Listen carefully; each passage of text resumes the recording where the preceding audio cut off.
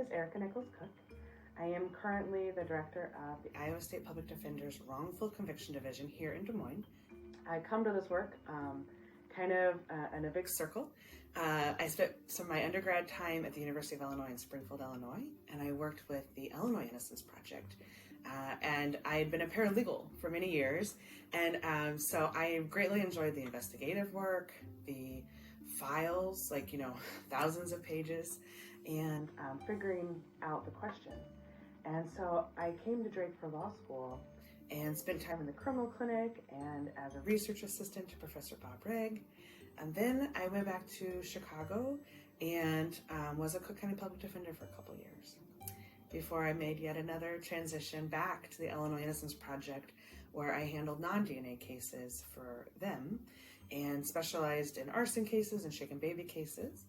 And after that, I did some appellate work, and then I came back to Iowa to head up this new division that was created by our now Lieutenant Governor, Adam Gregg.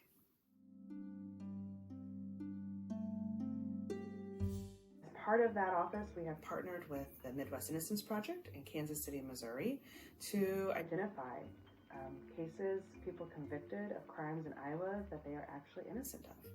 And last year, we created a wrongful conviction clinic at Drake University Law School. And so we are now housed here at the Drake Legal Clinic on the Drake campus.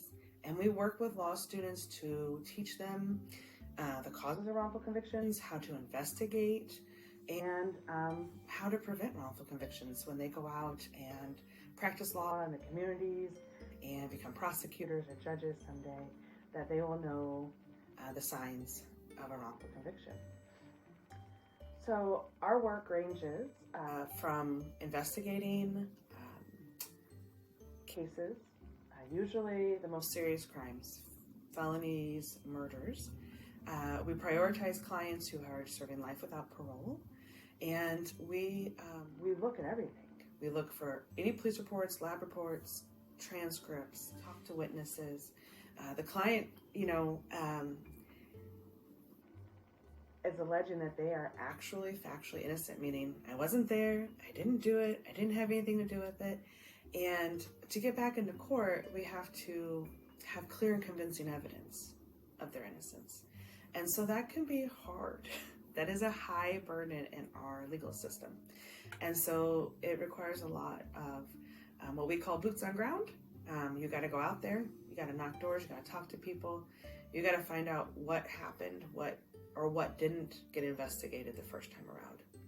We have cases that go back to 1975 that were circumstantial, and that the forensic science that was used to convict them has now been challenged or completely invalidated.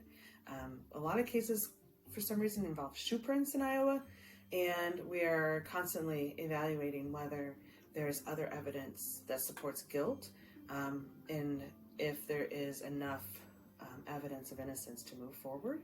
We've also been attempting to do DNA testing on cases. Most exonerations are contributed to DNA. Iowa has 16 exonerations, but no DNA exonerations. And we've done testing in quite a few cases. And most of the time the evidence is degraded and we're not able to get a profile. So we can't perform the magic. We can't run it through a database and figure out who the real killer is because we don't have enough biological material left. So our students and our staff, they work on cases that are on appeal. We don't withdraw. We handle our own appeals. We do the investigation, and we do the litigation at district court level as well. So every day is a little bit different. You never know quite what the semester is going to shake out to be, whether we are preparing for an actual trial, or whether we're writing appellate briefs, or whether we are just investigating and talking to experts to write a new petition for somebody.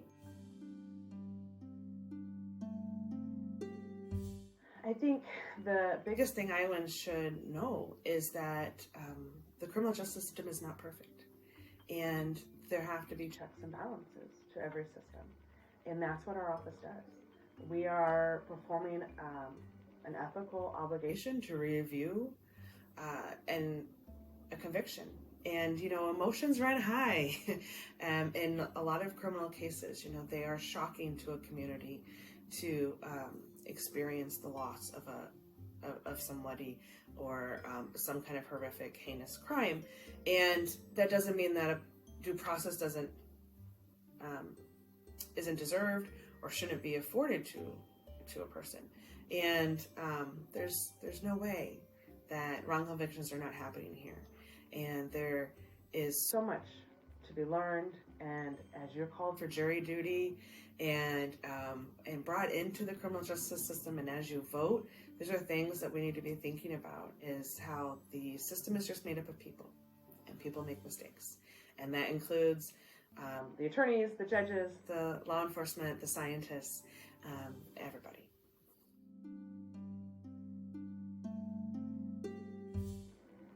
This work is hard, it is draining, and I am so proud of the partnerships that we have, of the belief that Drake has in us, that the state public defender has in our work, and how hard our students work every day.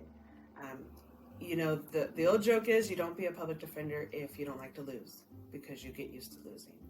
But our staff, our office, they work hard every day. And I'm always proud of them, because they are making a difference for our clients. Even when we don't win, we're fighting to correct an injustice and to shed light on the problems in our criminal justice system every day.